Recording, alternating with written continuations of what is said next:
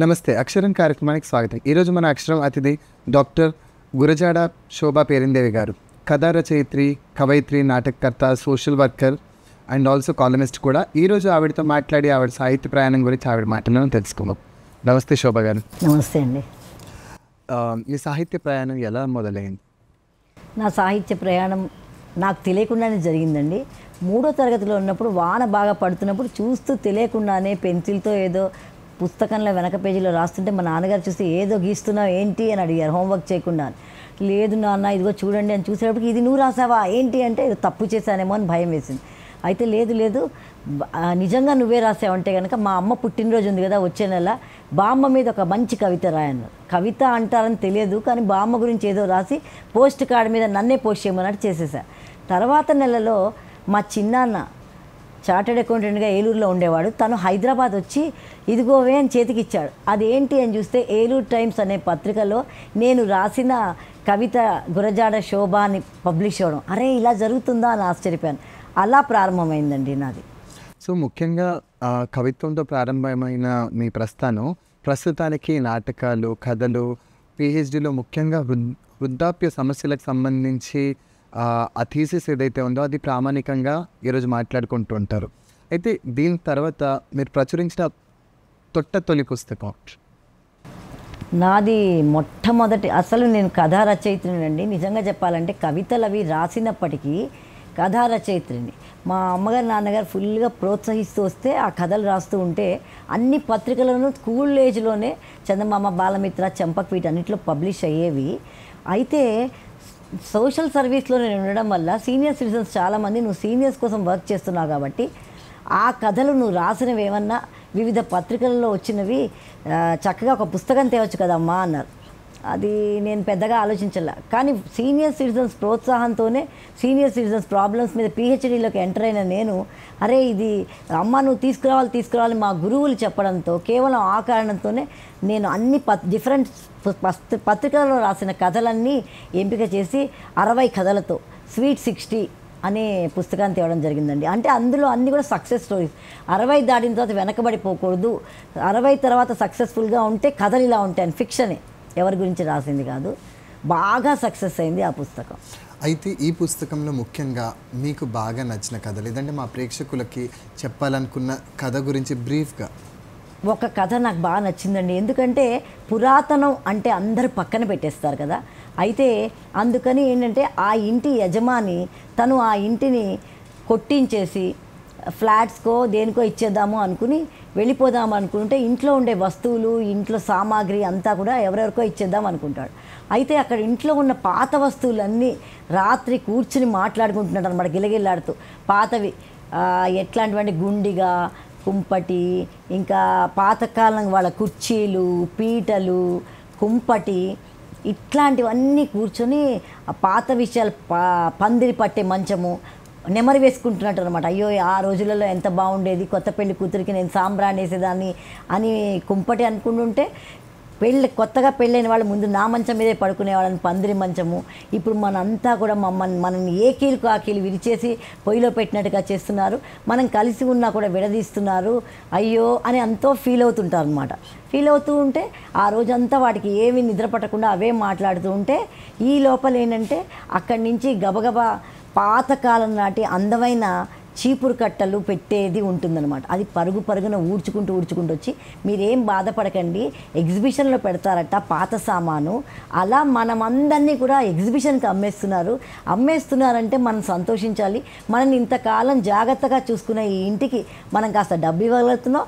అంతేకాకుండా మ్యూజియంలో వచ్చిపోయే వాళ్ళందరూ 60, 70, 80 ఏళ్ళ వాళ్ళందరూ మనం చూసి నెమరు వేసుకుంటారు. అరే మన చిన్నప్పుడు ఇలా జరిగేది కదా, ఇంత బాగుండేది కదా అని వాళ్ళందరూ హ్యాపీగా, మా పెద్దవాళ్ళకి సంబంధించిన వాళ్ళకి అందరికీ ఆనందంగా ఉండడమే తెలుసు, ఆనందింపజేయడమే తెలుసు కదా అని సంతోషంగా అనుకుంటారు. ఆ కథ నాకు చాలా ఇష్టం. ముఖ్యంగా కథలు రాసేటప్పుడు ఇప్పుడు తెలుగులో ఏంటంటే కథల్లో ఖచ్చితంగా సామాజిక అంశమై ఉండాలి, అది 2 పేజీలే ఉండాలి, 3 పేజీల నిడివే ఉండాలి అని మనకి ఒక ప్రతి ఒక్కరు మాట్లాడుకుంటుంటారు. అలా మీరు కథలు రాసేటప్పుడు మీరు ఎలాంటి జాగ్రత్తలు తీసుకుంటారు? నేను ఖచ్చితంగా చిన్న కథలే రాయడానికి మొదటి నుంచి ప్రాముఖ్యత ఇస్తూ వచ్చానండి. ఎందుకు అంటే జనాల్లో తొందర ఎక్కువ ఉంటుంది. నేను కూడా ఒక పాఠకురాలుగా చూస్తే కనుక ఒక నవల తీసినా, ఒక పెద్ద కథ తీసినా చివరి ఏంటి అని చదివేస్తున్నారు, సర్లే మనం వేరే పనులకు వెళ్ళిపోవచ్చు అనుకుంటాం. అలా కాకుండా అదే ఒక చిన్న కథ అనుకోండి, దాంట్లో కంక్లూజన్ ఎలా ఉంది అసలు తెలియకుండానే పరుగు పెట్టించేలాగా ఉండేది. 2 పేజీల కథ, 3 పేజీల కథ. అందుకే నేను నవలలు వాటి జోలికి ఎక్కువే కాకుండా షార్ట్ స్టోరీస్కే ప్రిఫరెన్స్ ఇస్తూ వచ్చాను. సో షార్ట్ స్టోరీస్లో ముఖ్యంగా ఇప్పుడు మీరు వృద్ధుల గురించి రాశారు సరే, కానీ సాధారణంగా అంశాలు తీసుకునేటప్పుడు ఎలాంటి జాగ్రత్తలు తీసుకుంటారు? ఎందుకంటే మీరు ఒక ఉమెన్ అండ్ ముఖ్యంగా మీరు వర్క్ చేసిన దాంట్లో అంటే సోషల్ వర్కర్గా అనాథ పిల్లలకు సంబంధించి కూడా రాశారు, రీసెర్చ్గా చూసుకుంటే వృద్ధుల గురించి, ఇలా చాలా రకాల అంశాలు తీసుకున్నారు కదా. ముఖ్యంగా ఒక కథా రచయిత్రిగా అసలు ఎలాంటివి పరిగణిస్తారు మీరు? నా దృష్టిలో సామాజిక స్పృహ ఉన్నదే సాహిత్యం.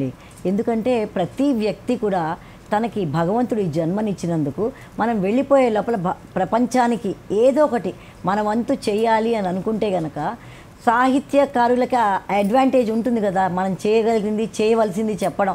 అంటే ఉపన్యాసాలు ఇవ్వమనట్లేదు, అందుకే చిన్నగా చెప్పాలనుకున్నది కథల్లోనే చెప్పాలని. అందుకే నేను వేరే వాటికి ఎక్కువ ఫిక్షన్ వీటన్నిటికీ లవ్ స్టోరీస్కి ప్రిఫరెన్స్ ఇవ్వకుండా చేశాను.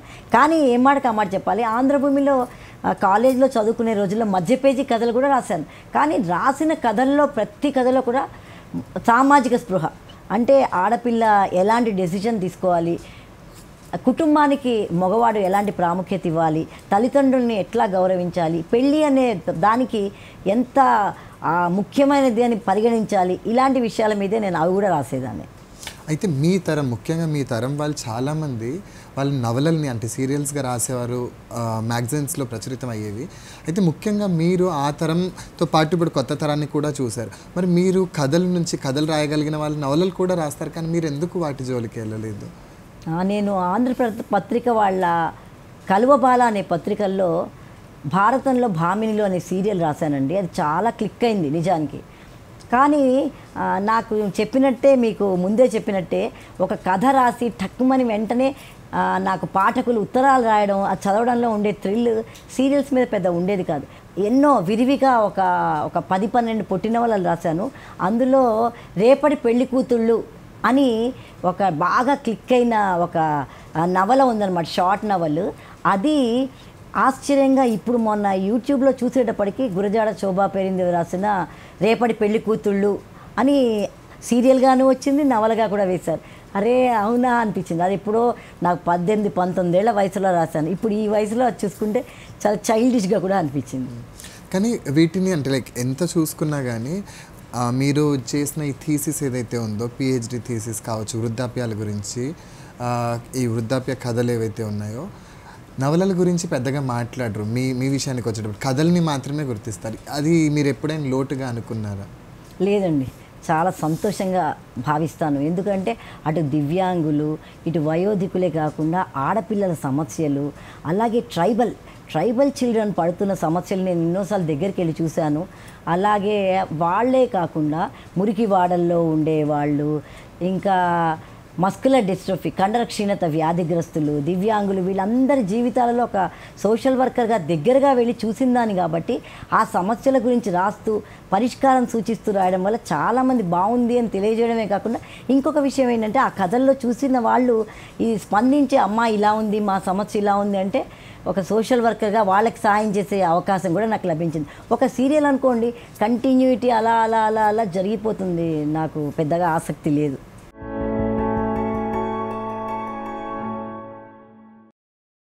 ఎక్కడ చూసినా కానీ శోభా పేరిందేవి కానీ రాను చూసుకున్నట్లయితే దాదాపుగా ఆ పేరు అంటే కనిపించకపోవడమా, లేదంటే మీరు ఇంట్రెస్ట్ లేక రాయకపోవడమా ఇది తెలీదు. ఇంత విస్తృతంగా రాసిన మీరు సడన్గా తగ్గిపోవడానికి కారణం? అప్పుడు సాహిత్యానికే ప్రాముఖ్యత ఇచ్చేదానండి. ఇప్పుడు తర్వాత ఏంటంటే నేను బ్లడ్ డోనర్గా 54 సార్లు బ్లడ్ డొనేట్ చేశాను. ఆర్గన్ అండ్ బాడీ డోనర్గా నాది అటువైపు చేస్తూ ఆ సేవా కార్యక్రమంలో వీటి ప్రాముఖ్యత ఎంత ఉంది అని. ఇప్పుడు నిజంగా చెప్పాలంటే ఒక బ్లడ్ డొనేషన్కి కూడా ఆడపిల్లలు ఎవరికి రారు. మేము సగంలో ఆకాశంలో సగం మనం అని చెప్తారు కానీ ముందుకు రారు. అయితే నాకు అనిపించింది సాహిత్యం నేను కాకపోతే 100,000 మంది రాసేవాళ్ళు ఉన్నారు, కానీ ఫీల్డ్ వర్క్ చేస్తూ ఉండేవాళ్ళు చాలా తక్కువ మంది కదా. అందుకని నేను దానికి ఇంపార్టెన్స్ ఇవ్వాలి, రాసినా కూడా అటువంటివే రాయాలి అనే ఉద్దేశంతో ఇవి తగ్గించడంతో నాకు టైం సరిపోలే. ఎందుకంటే మా ఇంట్లో కూడా పెద్ద ఫ్యామిలీ, ఇటు అత్తమామలు, మా అమ్మ నాన్నగారు, ఇప్పుడు మా అమ్మగారు ఏజ్డ్ పర్సన్, అవన్నీ చూస్తూ సీనియర్ సిటిజన్స్, దివ్యాంగులు, girl child problems, cancer patients, ఇట్లా ఈ వర్క్లలో ఎల్జీమర్స్, డెమెన్షియా వాటిల్లో తిరగడం వల్ల నాకు ఆలోచిస్తే దీనికంటే ఎక్కువ ప్రాముఖ్యత దానికే ఇవ్వాలి అని అనుకోవడం వల్ల రాయడం తగ్గించడం జరిగింది. కానీ అందరూ టచ్ చేయని సబ్జెక్ట్స్ని ఇప్పుడు కూడా రాస్తున్నానండి. ఇప్పుడు కూడా ఏంటంటే నెక్స్ట్ రాబోతున్నది మేము సైతం అని చెప్పి, అది ఏంటంటే ఆర్గన్ అండ్ బాడీ డొనేషన్. అంటే మన ఒక అన్నదానము, విద్యాదానము ఇట్లాంటివి చేద్దాం అనుకుంటాం, కానీ మన శరీర దానం, దేహదానం చేద్దాము, రక్తదానం చేద్దాము, లేకపోతే మన తల వెంట్రుకల క్యాన్సర్ పేషెంట్కి ఇద్దాము, ఇట్లా ఆలోచించే వాళ్ళు ఉండరు. కాబట్టి నేను అందులో రాసిన కథలు కొన్ని, మిగిలినది ఆ విషయంలో సక్సెస్ అవుతూ చేయిస్తున్న వాళ్ళ గురించి ఇట్లా అన్నమాట. సో ముఖ్యంగా మీరు ఈ ఫీల్డ్ వర్క్ కానీ, లేదంటే ఈ ట్రైబల్ పిల్లలు కావచ్చు, లేదంటే వృద్ధుల గురించి కావచ్చు, ఈ క్రమంలో మీరు ముఖ్యంగా వీళ్ళతో గడిపిన క్షణాలు కావచ్చు, లేదంటే వాళ్ళు కొన్నిసార్లు వాళ్ళు వచ్చి మీ దగ్గర కథలు చెప్పుకుంటూ ఉంటారు. ఇలాంటి వాటిని అన్నిటిని మీరు రికార్డ్ చేశారా సాహిత్య రూపంలో? చేశానండి. నాది దివ్యాంగ శతకం అని చెప్పి ఒక 100 ఏంటంటే దివ్యాంగ సామాజిక వేదిక అనే ఒక యూట్యూబ్ ఛానల్కి నేను ఈ సక్సెస్ స్టోరీస్ లాగా వాళ్ళందరినీ ఇంటర్వ్యూ చేసి వాళ్ళ వాయిస్ ఓవర్ నాదే ఇస్తూ చేస్తుంటాను అనమాట. చేసినప్పుడు చూసేటప్పటికి వాళ్ళ సక్సెస్ స్టోరీస్ ఎంత బాగున్నాయంటే, నడవలేని వాళ్ళు, చూడలేని వాళ్ళు, మాట్లాడలేని వాళ్ళు, శరీరంలో జస్ట్ మొండెని తప్ప ఏది పని చేయని వాళ్ళు, అలాంటి వాళ్ళు కూడా కష్టపడి పైకి వచ్చి చేస్తున్న వాళ్ళు ఉన్నారు. వాళ్ళకి వాయిస్ ఓవర్ ఇస్తూ వాళ్ళ సక్సెస్ఫుల్గా ఉన్న ఆ ప్రోగ్రామ్ని చేస్తూ ఎక్కడ వాళ్ళకి ఏ అవసరమైతే ఆ అవసరానికి సహాయం చేస్తున్నందుకు చాలా సంతోషం. అయితే ఏంటంటే వాళ్ళ అవసరాలు విని ఊరుకోలే, నేను వాళ్ళ దగ్గరికి వెళ్ళి చూసి వాళ్ళకి ఎటువంటి సహాయం చేయాలి అనే దానికి ముందుకు రావడంతో నాకెంతో తృప్తిగా అనిపిస్తుంది. ఒక రచయిత్రిగా ఇచ్చే తృప్తి కంటే కలం సేవ కంటే కరసేవలో ఎక్కువ సంతోషం లభిస్తుంది. కానీ మా ఇంట్లోనూ మా కలిసిన వాళ్ళు అందరు కూడా అదేంటమ్మా నువ్వు రాయట్లేదు అంటే అరే అనుకుని అప్పటికప్పుడు రాయడం మొదలు పెడతా. అలా గ్యాప్ వస్తుందండి. అయితే స్వాతంత్ర సమరయోధుడు గురించి కూడా మీరు ఒక పుస్తకాన్ని తీసుకొచ్చారు. అసలు ఆ అంశాన్ని స్పృశించాలి, లేదంటే దాని గురించి రాయాలి, ఆయన గురించి రాయాలని అసలు మీరు ఎందుకు అనుకున్నారు? నేను మీకు ఇందాకే చెప్పాను కదా, నాకు అందరూ స్పృశించని విషయం ఇష్టం. 60లో 20 అనే పుస్తకం కూడా నేను ఏంటంటే 60 ఏళ్ళు దాటిన వాళ్ళందరూ 80-90 లాగే అనుకుంటూ పక్కకుండిపోతారు. అలా కాకుండా యాక్టివ్గా ఎనర్జెటిక్గా ఉంటే వాళ్ళు 20 లాగే యాక్టివ్గా ఉండొచ్చు. ఇప్పుడు నాకు 60 ఏళ్ళండి, కానీ నేను 20 ఏళ్ళ వాళ్ళతో సమానంగా యాక్టివ్గా ఉండగలను. ఆ రకంగా చేయాలని ఇంటర్వ్యూ వాళ్ళని చేసినప్పుడు అప్పుడు నేను చిన్నదాన్నే, కానీ వాళ్ళు ఇస్తున్న స్ఫూర్తి చూస్తే అరే వీళ్ళు ఎంత స్మార్ట్గా ఉన్నారు అని అనిపించింది. అలాగా నేను ఇంటర్వ్యూ చేస్తున్నప్పుడు ఈయన స్వాతంత్ర సమరయోధుడైన ఈయన కానా గారి గురించి తెలిసింది. నాకు ఎంతో ఆశ్చర్యం కలిగింది ఆయన్ని చూస్తే. ఎందుకంటే ఆయన అటు దేశ స్వాతంత్ర్యం కోసము, ఇటు నిజాంల విషయంలోనూ పోరాటంలోనూ రెండిట్లోనూ కూడా ఉండడమే కాకుండా ఆయనకి ఇంకొకటి ఏంటంటే కులం, మతం, ప్రాంతం ఏమీ లేకుండా నాస్తికవాదంతో సమాన హక్కుల కోసం పోరాడుతున్న విశేష వ్యక్తి. అది చూసిన తర్వాత నాకు అనిపించింది అరే ఈయన జీవిత చరిత్ర రాస్తే నేను ఎలా ఉంటుంది అని. అది రాస్తున్నప్పుడు ఒక్కొక్క అంశం రాస్తున్నప్పుడు రామంతపూర్లోనే ఆయన ఉండేవాళ్ళు. ఆయన భార్య, ఆయన పిల్లలు కూడా పూర్తిగా స్వాతంత్ర ఉద్యమానికి వాటికే అంకితమైపోయారు. అందుకని ఆయన గురించి రాస్తుంటే నాకు సంతోషంగా అనిపించింది. 60లో 20 పుస్తకంలో వందలాది మంది గురించి రాసినా ఈయన గురించి నేను ఎంచుకోవడానికి కారణం అదే. ఆయన విభిన్నమైన మనస్తత్వం గల వ్యక్తి. ఈ పుస్తకం తర్వాత కూడా చాలా పుస్తకాలు రాశారు, కానీ ముఖ్యంగా తెలుగు సాహిత్యంలో నాటక సాహిత్యం చాలా తక్కువ ఉంది. ఎంత తక్కువ అంటే బహుశా వేళ్ళ మీద లెక్క పెట్టవచ్చు. అలాంటి పరిస్థితుల్లో ఒక స్త్రీగా మీరు అంటే స్త్రీల నాటకాలు కూడా చాలా తక్కువ ఉన్నాయి. సో మీరు ఎన్నో నాటకాలు రాశారు, వాటికి మంచి మంచి బహుమతులు పొందారు. సో అసలు నాటకాలు రాయాలన్న ఆలోచన, ఎందుకంటే కథలు రాయగలిగిన వాళ్ళు ప్రతి ఒక్కరు కూడా నాటకాలు రాస్తారని నేను అనుకోను. అంటే నేను చదివింది చాలా తక్కువే అలాంటిది. సో నాటకాలు వైపు ఎలా వచ్చారు మీరు?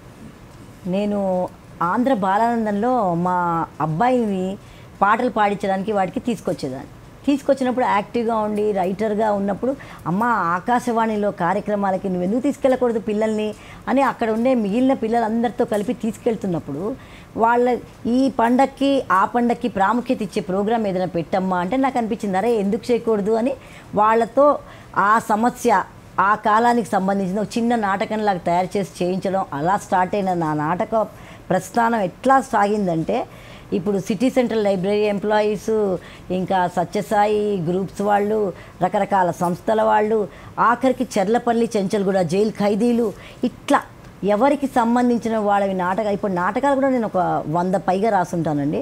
అన్ని చోట్ల అయ్యాయి. అయితే ఒకసారి నేను వెళ్ళినప్పుడు ఏదో ప్రైజ్ తీసుకోవడానికి వెళ్ళినప్పుడు ఒక ఆయన అదే అన్నారు, అమ్మ నాటక రంగం మీద ఎవరు ఎక్కువ కేంద్రీకరించట్లేదు, నువ్వు నాటక రంగం మీద ఎందుకు రాయొచ్చు కదమ్మా అని. రాశాను కదండి అన్న. లేదు లేదు ఇంకా కృషి చేయాలి అన్నారు. ఇప్పుడు మీరు అంటుంటే నిజమే అనిపిస్తుంది. ఆ నాటకాలు ఇప్పుడు పెద్దవాళ్ళ చేత, పిల్లల చేత, దివ్యాంగుల చేత కూడా చేయించానండి నాటకాలు. అలా చేస్తున్నప్పుడే ఒకసారి senior citizens association of India వాళ్ళు రకరకాల నాటకాలు వేస్తూ ఇంగ్లీష్లో, నాకు ఇంగ్లీషు హిందీలో కూడా సమానమైన పట్టుంది. అయితే వాళ్ళు ఏమన్నారంటే ఆల్ ఇండియా సీనియర్ సిటిజన్స్ వస్తారు కాబట్టి ఇంగ్లీష్లో ఏదైనా మంచి డ్రామా రాయమ్మా అని. అంటే నేను ఓల్డ్ ఈజ్ గోల్డ్ అనే ఒక డ్రామా రాశా. 3 తరాలు కూడా కలిసి ఉంటే డెఫినెట్గా ఓల్డ్ గోల్డ్ లాగే ఉంటుంది అనే ఉద్దేశంతో రాసిన ఆ నాటకం బాగా క్లిక్ అయ్యి బహుమతి వచ్చింది. బహుమతి వచ్చింది అనే మాట కంటే కూడా అక్కడ ఉండే పెద్దవాళ్ళని, పిల్లల్ని కూడా అది ఆకట్టుకుంది.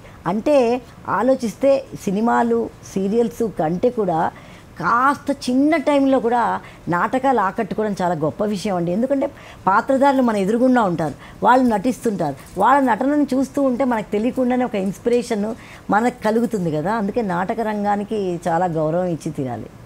మీరు రాసిన నాటకాల్లో మీకు ప్రత్యేకంగా ఇప్పటికీ కూడా నిద్రలో నుంచి లేపి ఒక నాటకం గురించి అడిగితే టక్కున చెప్పే నాటకమో పాత్రను ఏదో ఉంటుంది, అలాంటిది మీకు బాగా ఇష్టమైన నాటకం ఏదైనా ఉందా? స్వీట్ 60 అండి, నా పుస్తకానికి కూడా పేరు పెట్టాము. అదే ఏంటంటే అమ్మకి 60 ఏళ్ల పుట్టినరోజు అనుకుని పిల్లలందరూ కూడా, వాళ్ళ అమ్మ ఒక్కతే ఉంటుంది, నాన్న లేడు, అమ్మ ఒక్కతే అపార్ట్మెంట్లో ఒక ఫ్లాట్లో ఒక మూల ఉంటుంటుంది. అయితే 60 ఏళ్ల పుట్టినరోజు అని చెప్పి పిల్లలు కూడా భేషజాలన్నమాట. కొడుకు ఒక గ్రాండ్ గిఫ్ట్ తెస్తాడు, కూతుళ్ళు ఇద్దరు తల ఒక గ్రాండ్ గిఫ్ట్ తెస్తారు. అమ్మ నీకు ఇది ఇచ్చాం అది ఇచ్చామని చెప్పి, ఎట్లా అయినా అమ్మ పెద్దదాని అయిపోయా ఎక్కువ కాలం బతకవు కదా, నీకోసం తెచ్చిన ఈ గద్వాల చీర నాకే ఉంటుంది అని ఒకళ్ళు. అమ్మ నీకోసం పెద్ద హోటల్లో పార్టీ ఇస్తున్నాను, ఎందుకంటే మామయ్య తన బర్త్డేకి గ్రాండ్గా చేశాడు కదా, నేనేం తక్కువ అని ప్రూవ్ చేద్దాం అనుకుంటున్నాను అని కొడుకు. ఇంకో కూతురేమో మా అత్తగారు వాళ్ళదే నాకు గొప్పతనం చూపించుకుందాం, ఇలా చేద్దాం అనుకుంటున్నాను. అలా వాళ్ళందరూ చెప్తూ చివరికి మాటల్లో ఈ మాట ఆ మాట చెప్తూ, అమ్మ నువ్వు ఇంకా రెస్ట్ తీసుకోవాలి, ఒక మూలే కూర్చోవాలి, తినాల్సిన ఫుడ్ కూడా కంట్రోల్లో పెట్టాలి, ఎక్కడికి వెళ్ళకూడదు, అలా అయితేనే బాగుంటావు అని వాళ్ళు చెప్తుంటారు. చెప్తూ అమ్మ ఇంతకీ ఏంటంటే నీ నగలు, నీ చీరలు, ఈ ఇల్లు, వీడి సంగతి ఏంటి, ముగ్గురం వచ్చాం కదా, అన్న మగపిల్లాడే అనుకోకూడదు, మేమేం తక్కువ కాదు, ఇలా ఆడపిల్లలు మాట్లాడుతుంటారు.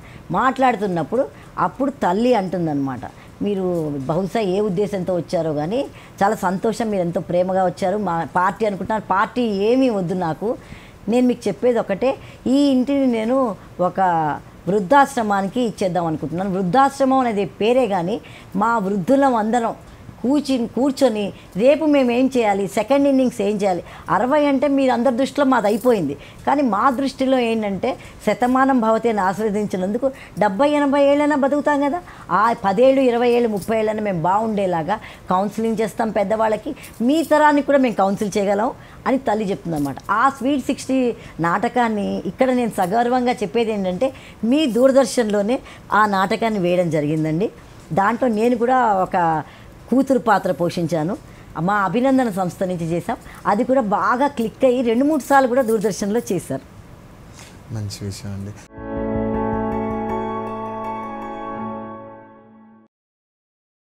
నానీలు తెలుగులో కవిత్వం చాలా విస్తృతంగా వస్తుంది, నానీలు కూడా చాలా విస్తృతంగా వస్తున్నప్పటికి కానీ అందరికీ ఆ సమానమైన పేరు రావడం చాలా తక్కువ. సో ఈ నాని ప్రక్రియ గురించి అండ్ మీరు రాసిన ధిక్కార నానీల గురించి చెప్పండి.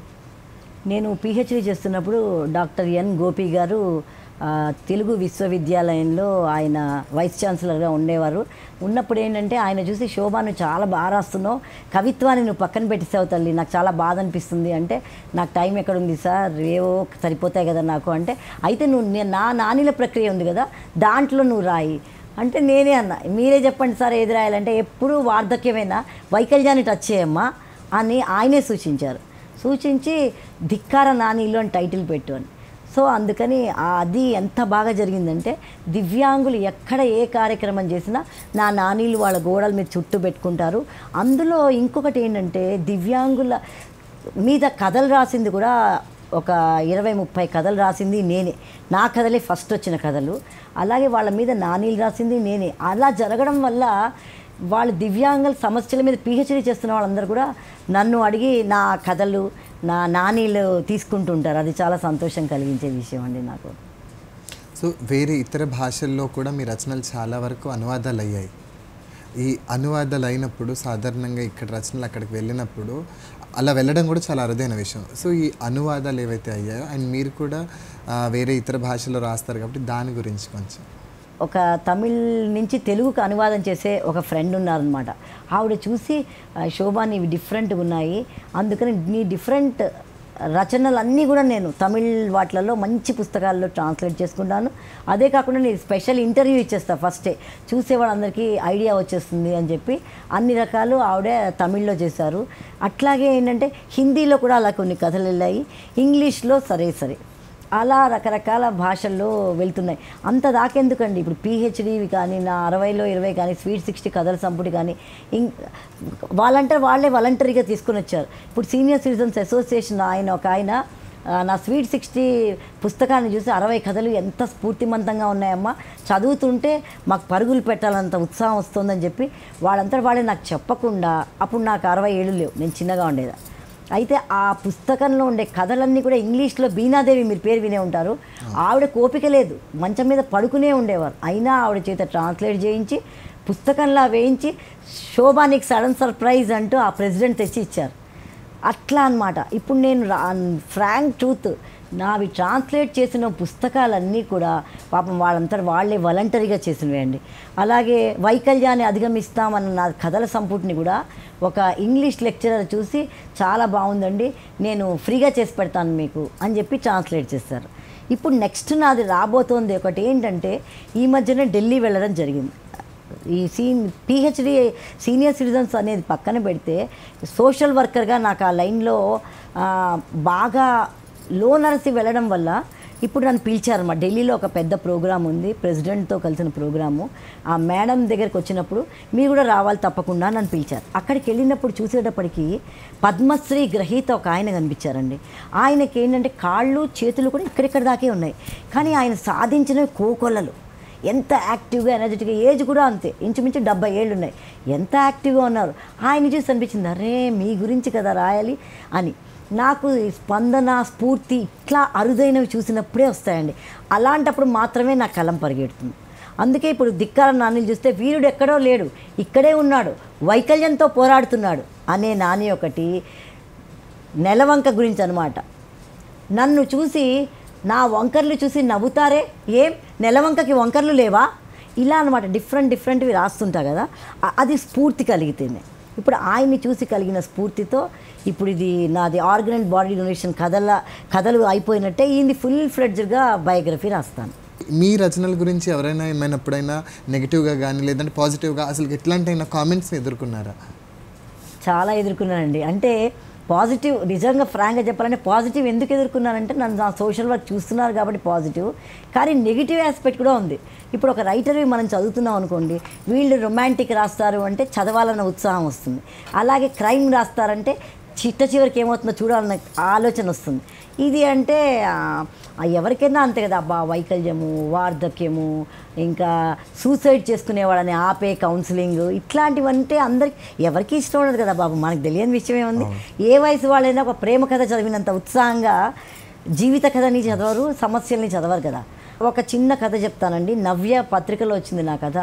అది నేను చాలా చూసి విషయాన్ని స్ఫూర్తి చెందిన విషయం ఏంటంటే, ఒక పెద్ద ఆయన భార్య సడన్గా పోయింది. ఆ కొడుకు ఏంటంటే అంతకు ముందే పోయాడు పాపం. అందుకని భార్యకి చెప్పడానికి లేదు, ఆమె ఆల్రెడీ క్యాన్సర్ పేషెంట్, ఎక్కువ కాలం బతకదు, ఎలా చెప్పాలి అని ఆలోచిస్తూ బాధపడుతూ ఉన్న ఆ భర్తకి అనుకోకుండా భార్య పోవడంతో ఆయన వయసు ఇంచుమించు 90.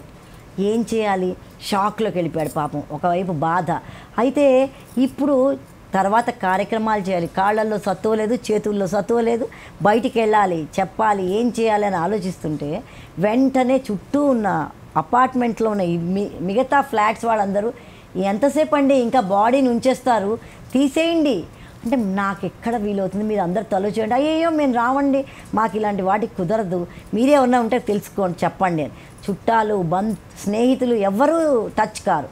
అలాంటి అప్పుడు ఏం చేయాలి అన్న పరిస్థితిలో ఉంటే వాచ్మ్యాన్ ముందుకు వస్తాడు. నా కోసం ఒక చిన్న గది ఉంది కదా, ఆ గది దగ్గర నా సామాన్లన్నీ బయటికి తీసేస్తున్నాను సార్, అక్కడ పెట్టుకోండి, ఇవాళ బ్రతుకుతాం, ఈ క్షణమే, ఏ క్షణంలో అయినా మనం పోవచ్చు కదా, అందుకని మీరు చేయండి అంటే అప్పుడు అతనికి కళ్ళలో నీళ్లు తిరిగి అనుకుంటాడనమాట. మనం ఎప్పుడు మనకంటే పై వాళ్ళ గురించి ఆలోచిస్తాము, డబ్బున్న వాళ్ళ గురించి కానీ పెద్ద పదవుల్లో ఉన్న వాళ్ళ గురించి ఆలోచిస్తాం, కానీ మంచి మనసున్న వాళ్ళ గురించి ఆలోచించాం కదా. కానీ ఇప్పుడు ఆలోచించినా ఏం లాభం, ఆయనకి ఏమీ ఇవ్వగల స్థాయిలో నేను లేను, చేయగల స్థాయిలో లేను, ఆశీర్వదించడం తప్ప అని. కనుక అతను అక్కడ బాడీ పెడతారు, తర్వాత ఆ బాడీని అట్లా తీసుకెళ్ళిపోతారు. ఆ కథ నవ్యలో పబ్లిష్ అయిన తర్వాత 100 ఉత్తరాలు వచ్చాయండి నాకు. అప్పుడు నాకు ఇందాక మీరు చెప్పారే ఇది అనిపించింది, అరే కాదు, ఇప్పటికీ కూడా మానవత్వంతో ఆలోచించి అబ్బా ఈ రచయిత్రని ఇలాంటివే రాస్తుంది అని అనుకోకుండా ఇలాంటి కథలు చదివేవాళ్ళు, స్పందించేవాళ్ళు, ఖచ్చితంగా శోభా పేరిందే అంటే డిఫరెంట్ స్టోరీస్ మానవీయ కోణంలో రాస్తుందని చదివేవాళ్ళు ఉన్నారు అని. మైటీ 90 అన్న పుస్తకం ఇప్పటి తరానికి ఏ రకంగా ఉపయోగపడుతుంది? ఎలా ఇన్స్పిరేషన్ కావచ్చు, ఇంకేదైనా కావచ్చు, ఎలా ఉపయోగపడుతుంది ఈ పుస్తకం?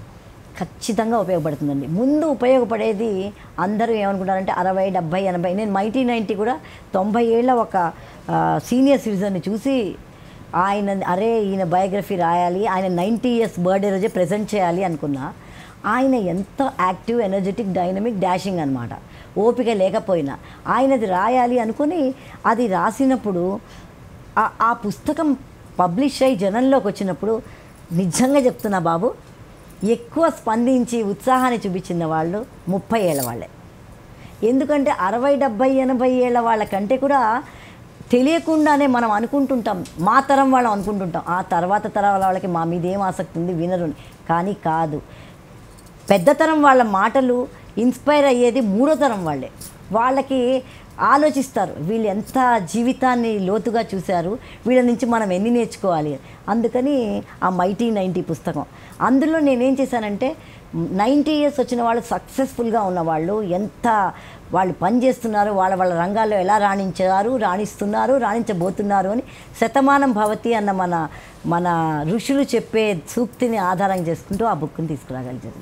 ఇంగ్లీష్లో రాశా, ఎందుకంటే దేశంలో ఉన్నవాళ్ళు, ప్రపంచంలో ఉన్నవాళ్ళు అందరూ చదవాలమ్మా అనడం వల్ల అది ఇంగ్లీష్లో రాయడం జరిగింది.